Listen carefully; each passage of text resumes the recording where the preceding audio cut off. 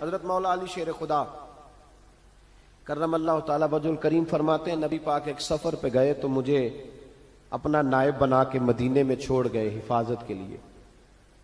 میری باتوں کی سمجھ تو آ رہی ہے نا آپ حضرات کو؟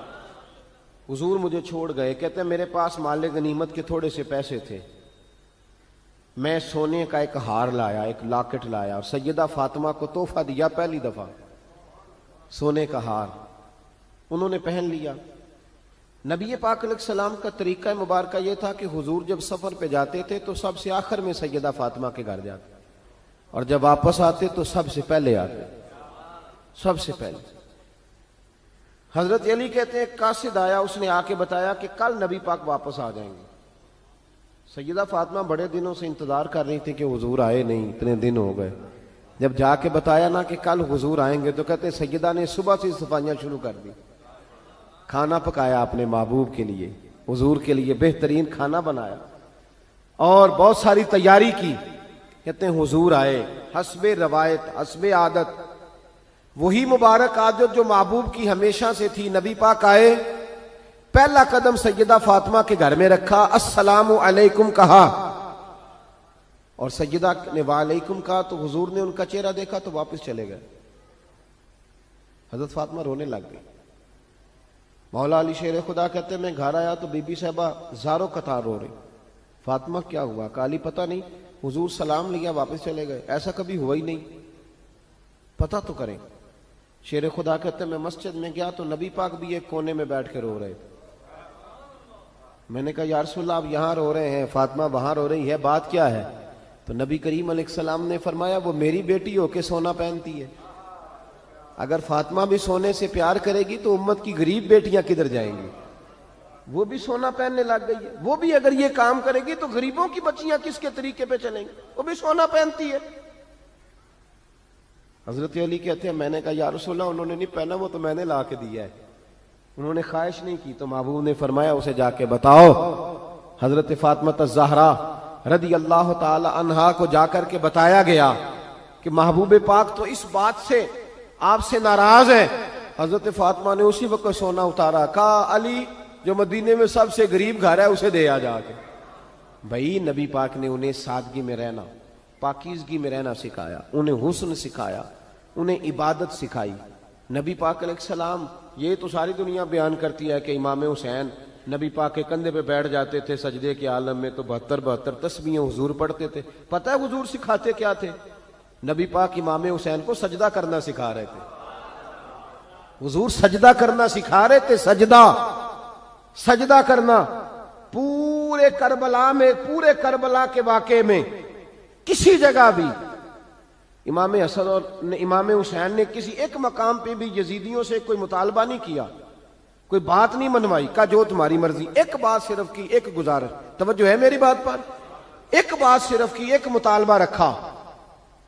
جب 9 محرم کو عمر بن سعد نے, شمر نے, ان سب نے کہا نا کہ حسین یا اب بات ختم ہو گئی, یا بیعت کرو یا جنگ کرو, تو امام حسین نے فرمایا مجھے ایک رات کی مہلت دو.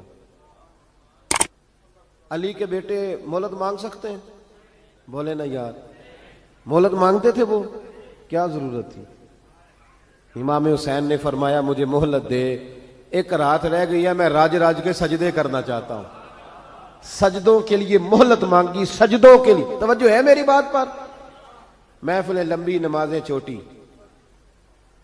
24 گھنٹے آپ کسی کو بٹھا لیں باہر, وہ بیٹھا رہے گا, گپے لگائیں. نماز کا ٹائم ہوگا تو پتہ نہیں کیا ہو جاتا ہے, لوگوں دوڑ گئے, او ہو نماز پڑھنی پڑ جائے گی. ایسے لگتا ہے جیسے کوئی بہت مشکل مرحلہ آن پڑا. بھائی کربلا والوں کا تو پیغام ہی نماز ہے, ان کا تو طریقہ ہی نماز ہے. امام حسین نے کہا ایک رات کی مہلت, فقط اس لیے کہ میں کھل کے نمازیں پڑھ لوں. ساری رات بڑی باتیں تھی نا, بڑی باتیں. سیدہ زینب سے دکھ سکھ کر سکتے تھے ساری رات, امام زین العابدین کو بڑی باتیں بتا سکتے تھے, بڑا کچھ ہو سکتا تھا. لیکن امام زین العابدین کہتے ہیں ساری رات حسین ابن علی نے سر سجدے سے نہیں اٹھایا. چل تو اس طرح کر, امام حسین تو ساری زندگی ساری رات پڑھتے رہے نا, تو چل ایک رات کی عبادت کر ان کے نام پر, ایک رات ساری جاگ. نہیں نا تسی ہاں کی تھی, ایک رات کہی ہے میں نے, بڑا مشکل ہے ہمارے لیے. آپ یقین کریں مسلح, اور پھر کسی نے ہمیں کان میں بتا دیا ہے کہ تسی نسبت والے ہو, تسی بخشے ہو. اے کوئی پکی گل دس گیا ساری, اس میں کوئی شک نہیں کہ نسبت سے ہی بخشے جائیں گے. لیکن امام حسین ڈائریکٹ نواسے ہیں نبی پاک کے.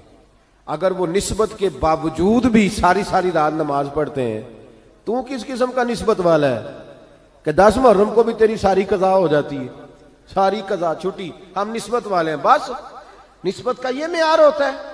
نسبت کا معیار یہ ہوتا ہے کہ جو محبوب نے کیا وہ ہم نے کر کے چھوڑنا ہے, وہ کام کرنا ہے. اور پھر اہل بیت نبوت کا اسوہ حسنہ پردہ ہے, پردہ. بڑی گمراہی آ گئی ہے امت میں. اب جو بچی MA MBA کر لیتی ہے, وہ سب سے پہلے یہ مطالبہ کرتی ہے کہ ہمارے حقوق برابر کے. اسلام نے عورت کو برابر کے حقوق نہیں دیے, عزت والے حقوق دیے. کون سے حقوق دیے بولیے؟ میں ایک یونیورسٹی میں تھا تو ایک بچی نے پیغام دیا, کہنے لگی جی, بچیاں بھی تھی پردے میں بیٹھی ہوئی, لیکچر یونیورسٹی میں ہو رہا تھا, تو اس نے کہا جی عورت کا تو گھر ہی کوئی نہیں ہوتا, عورت کا تو گھر ہی کوئی نہیں, تو ہم کدھر جائیں؟ میں نے کہا چلیں ادیبانہ انداز میں یہ بات درست ہے, لیکن حکیمانہ انداز میں درست نہیں. عورت کی تو اللہ تعالیٰ نے ذمہ داری بڑی شاندار رکھی ہے. جب تک باپ جوان ہوتا ہے نا, توجہ ہے میری بات پر, جب تک باپ جوان ہوتا ہے تو بیٹی اس کے گھر رہتی ہے, اور جب بچی جوان ہوتی ہے, ابا تھوڑا بوڑھے ہونے لگتا ہے نا, تو اللہ تعالیٰ خامند کی ڈیوٹی لگا دیتا ہے عورت پر. اور جب خامند تھوڑا بوڑھا ہونے لگ جاتا ہے تو بچے جوان ہو جاتے ہیں. تو میں نے کہا بی بی تو سمجھی نہیں, تو کہتی ہے میرا گھر کوئی نہیں. رب کریم نے تو تیرا محافظ ہمیشہ جوان آدمی کو رکھا ہے, جوان کو, کبھی باپ کو, کبھی بھائی کو, کبھی بیٹے کو, کبھی شوہر کو. تو یہ کیسے؟ اسلام نے تو تیرے لیے جوان خون تیرا محافظ رکھا, اگر تو سمجھے.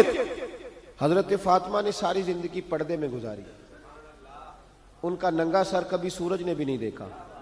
یہاں اللہ خیر کرے دینداروں کی بچیاں پردہ نہیں کرتی, حاجیوں نمازیوں کی بچیاں پردہ نہیں کرتی.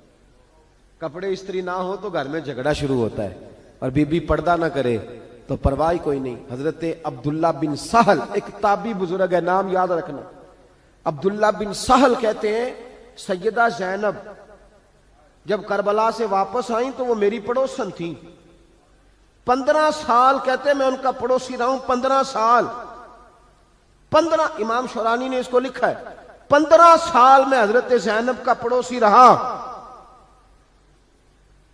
کبھی ہوتا ہے نا کہ بی بی برقع پہن کے باہر نکل آتی ہے, بازار جانا ہے, دوائی لینی ہے, کوئی کام ہے.